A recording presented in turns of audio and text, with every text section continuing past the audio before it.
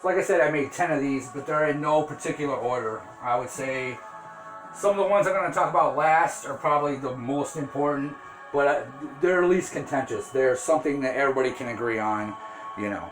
So these are the more contentious ones I'm putting here in the beginning. So another one I've thought of, another way you can tell a false teacher is a disordered value system. Of course, Rick. A disordered value system would mean you're a false teacher. But what are we talking about here? You have sins. You have sins against God. You know, the 10 Commandments, the first one's sins against God. And then you have sins against man. Now, a way you can tell a false teacher, they focus almost exclusively on sins against God and think and talk about it as if it's worse than or excuses sins against man. We saw earlier about burning at the stake. You know, the early Christians, the witches burned at the stake. The early Christians were burned at the stake. Jesus was crucified on a cross. So we're allowed to do that? Totally blind because of something perceived sins against God. We're going to totally ignore sins against man. We're going to find that sins against man is the base. It is the foundation. Well, here we go. We're going to find out why it's the foundation. And I talk about this in a lot of my studies. This doctrine is foundational and very important. Bad Bible interpretation can kill people. Literally.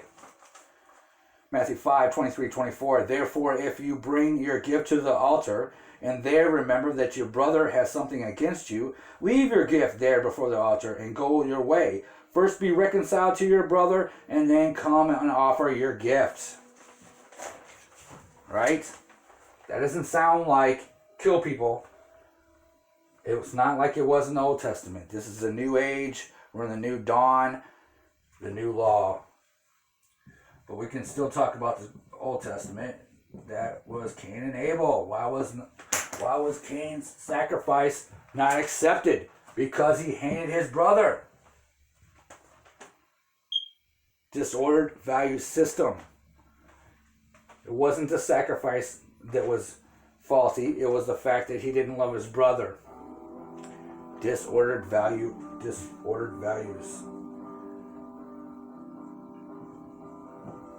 1 John 4:20-21.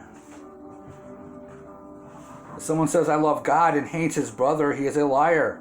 For he who does not love his brother whom he has seen, how can he love God whom he has not seen? And this commandment we have from him, that he who loves God must love his brother. Also, it's an important way to tell a false teacher. They will, in their words, they will betray themselves of having a disordered value order. Whoever believes that Jesus is the Christ is form of God, and everyone who loves him who begot also loves him who is begotten by him. The New Living Translation says, everyone who believes that Jesus is the Christ has become a child of God, and everyone who loves the Father loves the children too.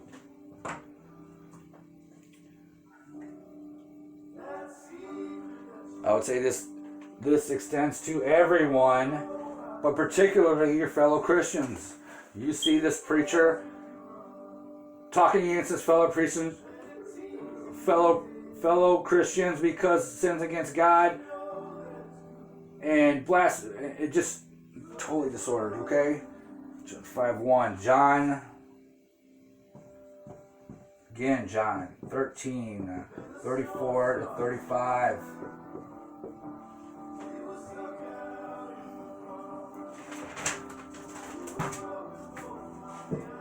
New commandment I give you, that you love one another as I have loved you, that you also love one another. This is Jesus. He gave us a new commandment to love one another. Well, burning people at the stake, killing people over religious doctrine, over perceived sins. It's not the way we do it in the new covenant. Just so you know that we are in the new church age. It's very important, so I'm going to bring these up here. It's important to know, because in the Old Testament, blasphemy was what? Punishable by death. So it's important to know that we are in the church age. We no longer do that. Hebrews 8:13. In that he says, a new covenant he has made the first obsolete. Now what is becoming obsolete and growing old is really to vanish away. And the New Living Translation says, when God speaks of a new covenant, it means he has made the first one obsolete. It is now out of date and will soon disappear. Galatians 3:24-25. Therefore the law was our tutor to bring us to Christ, that he may be justified by faith. We're justified by faith now, not by works. We're under a new covenant. People in this disordered value are oftentimes don't correctly divide the word of God. Right?